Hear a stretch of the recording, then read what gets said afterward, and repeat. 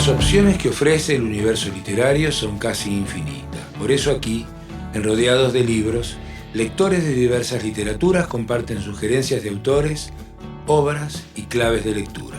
En este episodio, la docente de literaturas anglófonas, Andrea Puig-Müller, recomienda la obra de una autora contemporánea.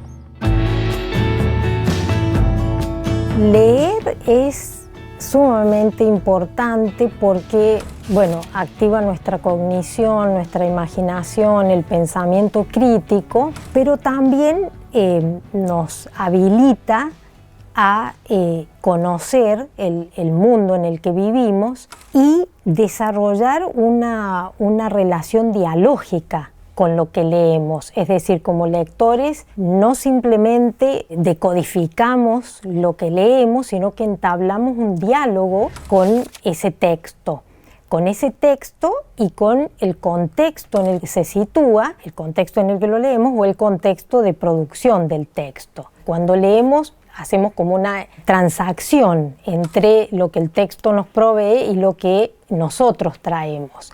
Eso es fundamental para el pensamiento crítico y también porque leemos y reflexionamos sobre lo que leemos y cuestionamos lo que leemos. Entonces, este tipo de lectura que se va construyendo de a poco nos permite conocer el mundo, nos permite interpretarlo, nos permite comprenderlo para después poder transformarlo. Es decir, que la lectura va más allá del simple hecho de enfrentarnos al texto material. La literatura tiene una función que no solo es comunicativa o de construcción de significados, sino que también tiene una función simbolizante. A mí me gusta mucho la metáfora, referirme siempre a la metáfora del iceberg, que es de Hemingway, para comprender cómo funciona la lectura literaria. El iceberg, el témpano, vemos fuera de la superficie solamente un 10% y el resto, el 90%, queda por debajo de la superficie, queda oculto frente a nuestra mirada.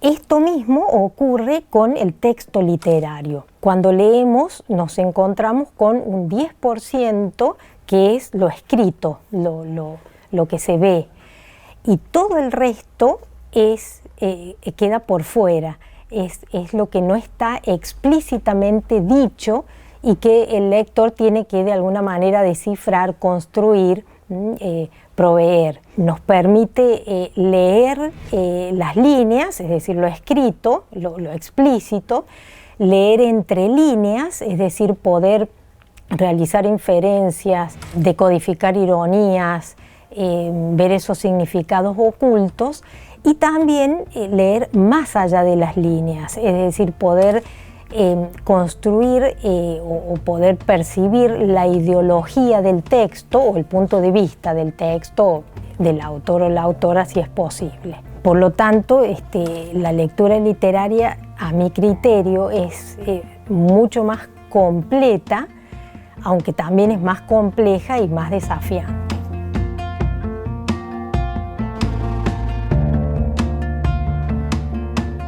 Otra autora que propongo leer de este tipo de literaturas es Sandra Cisneros, que es una autora también contemporánea chicana.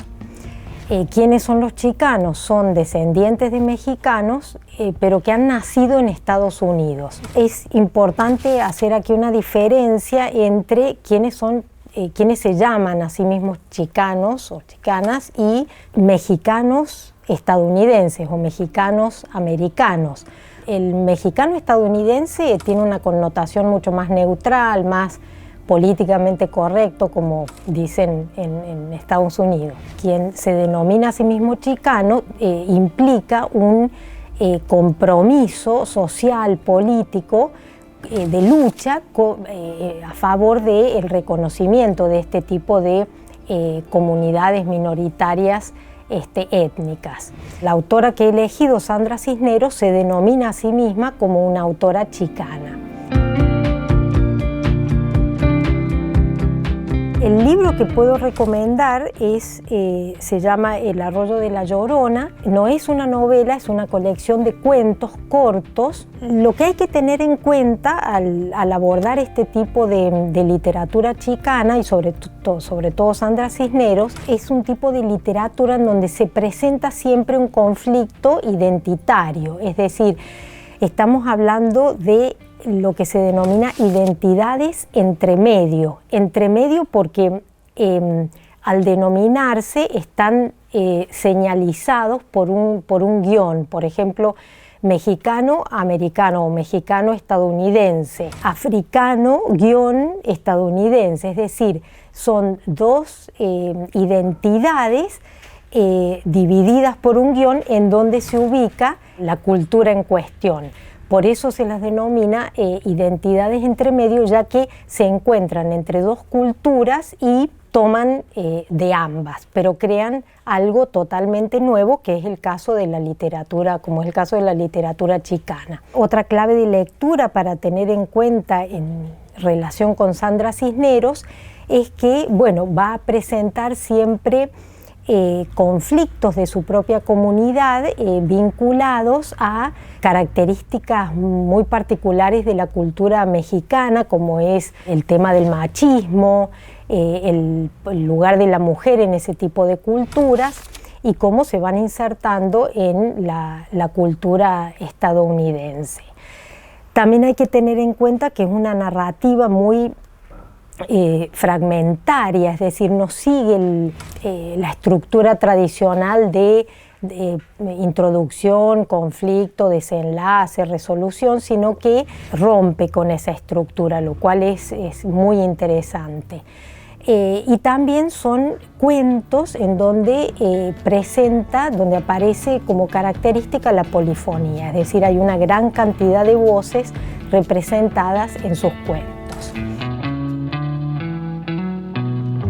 Así concluye la recomendación de un libro, una nueva llave para seguir disfrutando de la lectura y del placer de estar rodeados de libros.